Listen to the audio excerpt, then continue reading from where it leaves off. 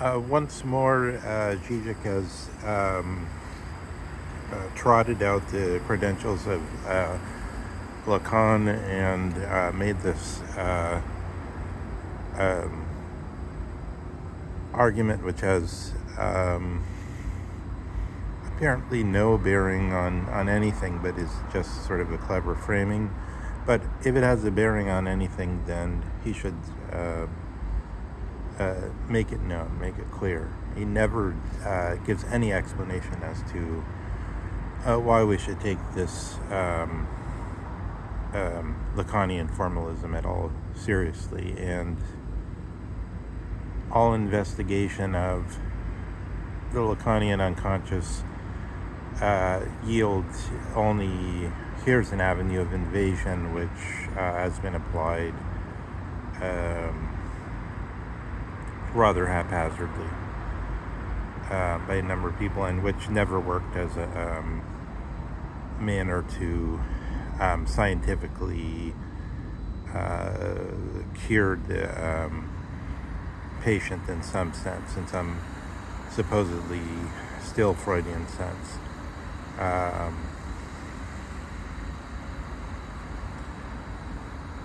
I mean, we should say, what's the point of Freudianism? Freudianism was believed to be a serious thing for some time.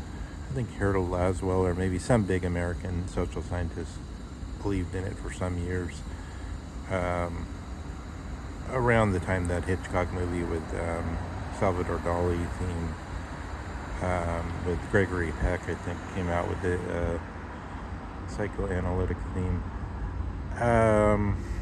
In that time when Hitchcock and psychoanalysis had some connection, there was a belief that one could be shown rationally, these are the things that you're doing, and therefore this is the mechanism, this is how it got started, this is why you have this compulsion, etc., etc. We could show the naked flesh, and then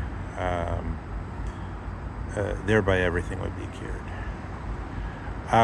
So long as that some theory like that was in power, then psychoanalysis meant something. But today it's just a formalism, which, like other formalisms, sets things in a certain kind of relief. So the Zizek is always setting things up in this type of relief, saying,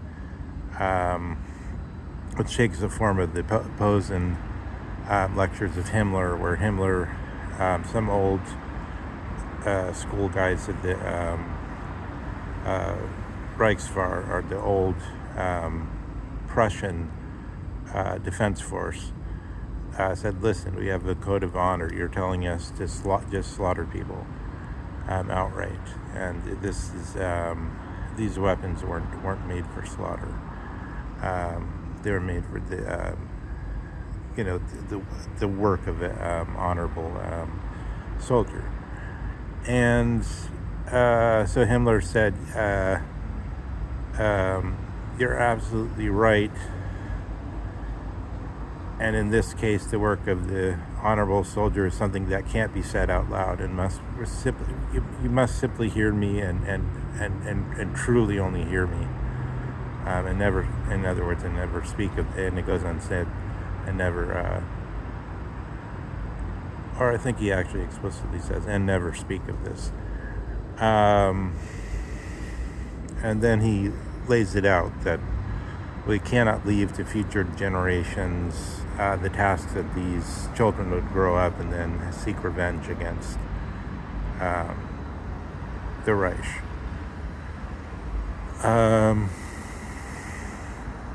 So likewise, Zizek is constantly saying,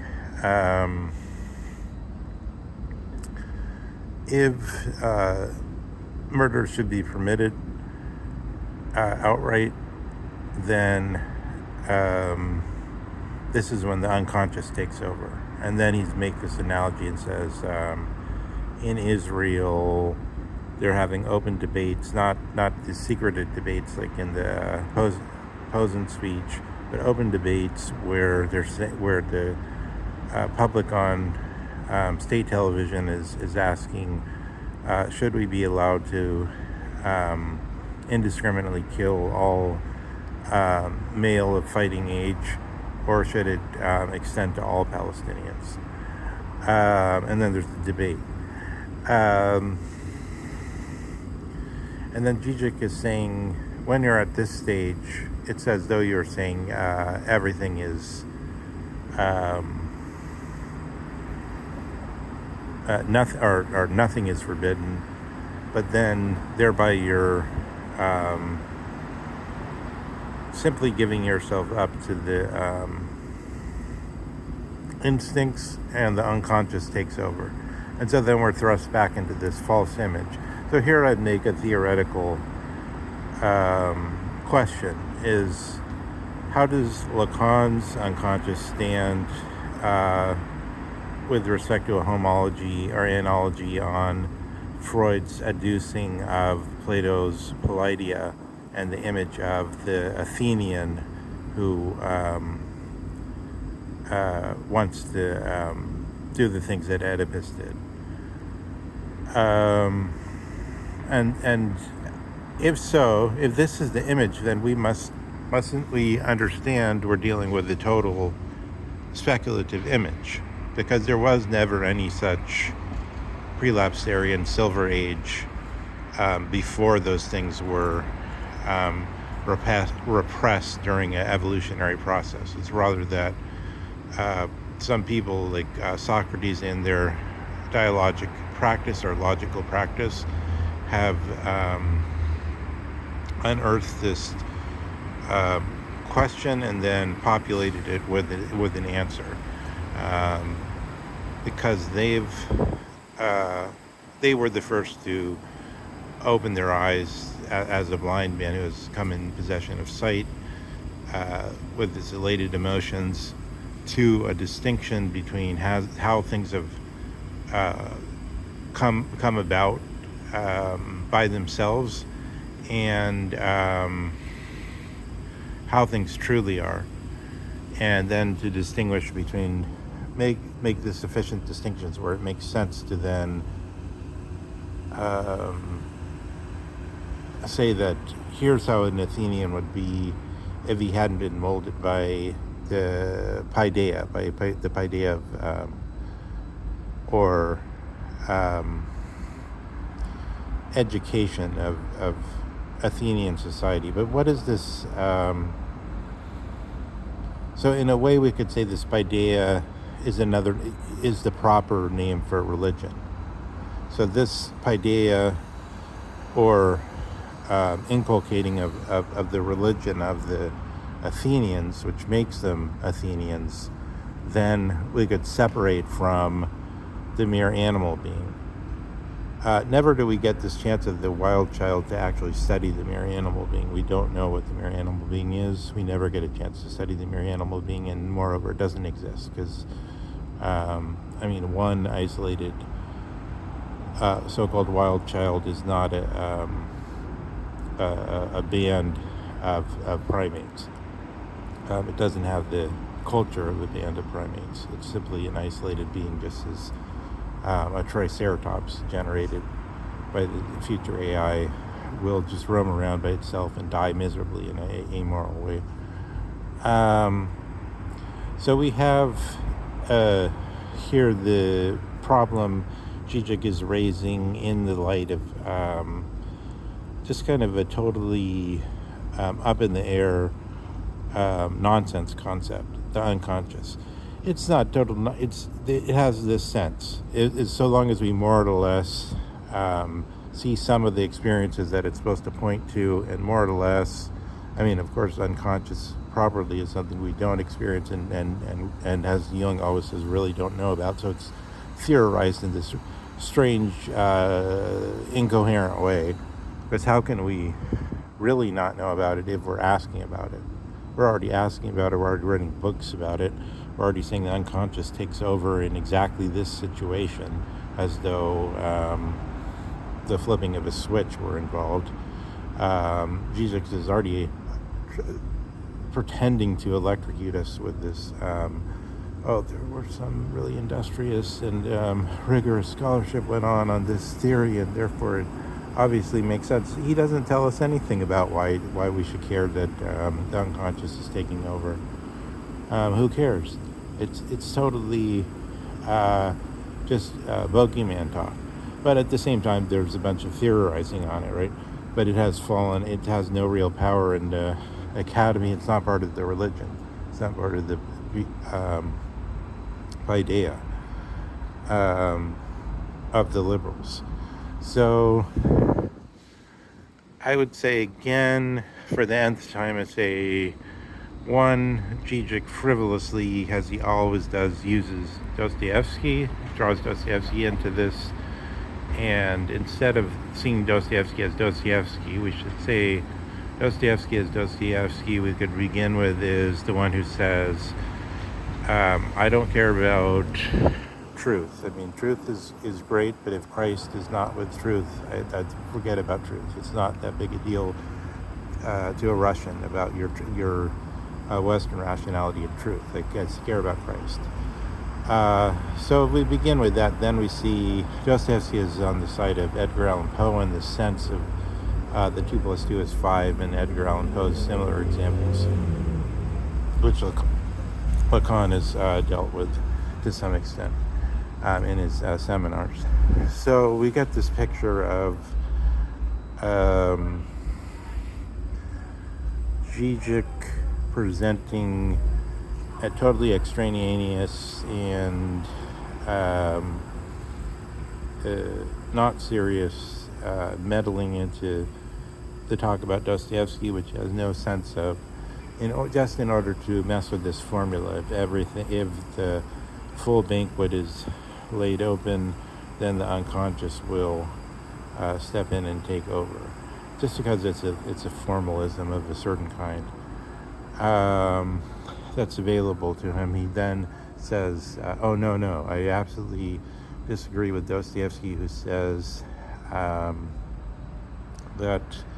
if God doesn't exist, or Dostoevsky's characters, let's say, be a little more guarded, if God doesn't exist, then nothing is forbidden.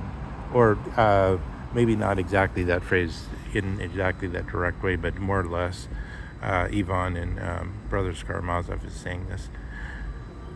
And this Ivan and Brothers Karamazov, I think, is by the Kyoto School analysis, supposed to be the deepest level of Dostoevsky's meditations on nihilism, which have 4 different levels, and the deepest level is Ivan. Because the most superficial level is Raskolnikov, right? This is simply external crime with statement of theory attached to it. Oh, if Galileo was on the verge of a great experiment that was going to help the entire human race, is he justified to commit a murder in order to, as an expedient, in order to secure this, the fructifying and perpetual gains from this discovery, who is on the verge of releasing like a cataract of grandeur onto the human Dasein, onto the Dasein as it becomes a planetary entity, as it becomes indistinguishably planetary in its entity. Due to the technological essence, perhaps one could say it that way, but that's sort of a loose framing. But what does Dostoevsky mean by his? So here's where, I guess this is where the obvious crudeness and stupidity of Zizek shows most directly, is that he has no philological culture. He has no sense that if we're going to talk about Dostoevsky, we should really sort of have the sensibility of, the most important thing is the way Heidegger would put it, is to catch the essence, or to get to know the essence of the thinker. It doesn't matter if you know all the details. It matters if you know the essence of the thinker. Then you could feel the way he moves. You could see the sensibility. You want the sensibility.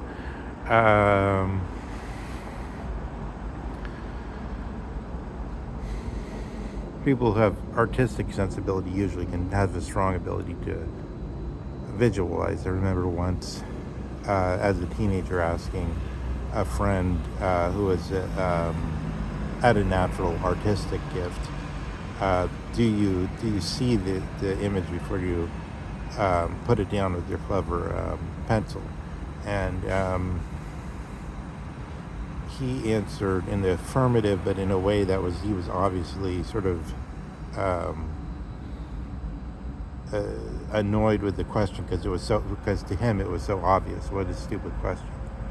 Yeah, of course he sees it, and anyway, then he draws it. This is a visual sensibility, but in thinking, there's a different kind of sense where one sees in thought that some things are plausible, but we may not be able to give an account to the non-thinker, as it were, because giving accounts and experiencing the thoughts are two different things. So some people give better accounts of the simple experiences of thought, but some people are also more adroit in the actual activity of doing the rapid urban run, as it were, of the thinking itself. But this is I guess it's sort of just like one could say there's many people who have had extraordinary experiences who have no particular gift for literary composition and have not produced in themselves the ability to show things in a aesthetic ideal.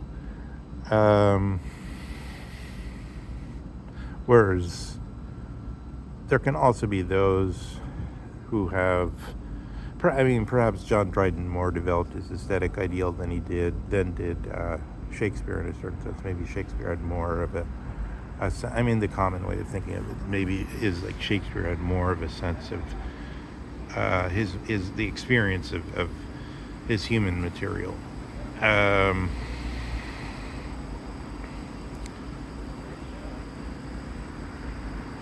Well, okay, maybe that's not exactly the way people usually talk about the difference between John Dryden and Shakespeare, but in any case, one can see there could be different questions about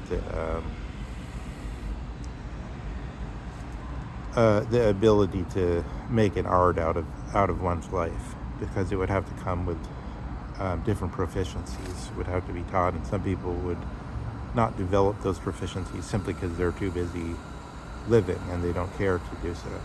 And when they care to do so, they would be too late because they wouldn't have art. It takes a long time to develop those proficiencies. But I mean, what does the proficiency of the classical scholar mean here? It just means Zizek has not the sense to say how did Dostoevsky understand his own saying, and then to look at all the sources, to look at how the Kyoto School understands what he's saying, make a serious case, and then say, Lacan had this better.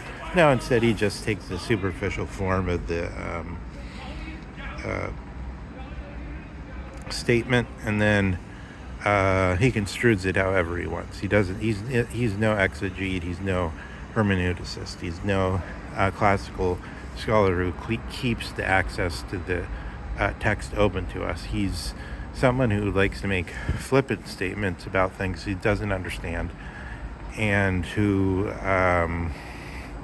uses quite a few serious examples in a way which would be otherwise excusable, except that he slanders the actual positions as though he had a right to speak on those positions, which he doesn't, because he doesn't have he cannot emulate the credentials of those who do have a sensibility to understand what Dostoevsky's getting at, and who know about the others of the like mind, such as the Kyoto School interpretation of Dostoevsky, who have seen something that one would have to at least take into account in saying Dostoevsky is wrong. One would want to have the highest interpretation of Dostoevsky possible, or several of the better ones, and then one could say Dostoevsky's got it wrong, Lacan's got it right. But Zizek never does that. He just twiddles around, Romberg.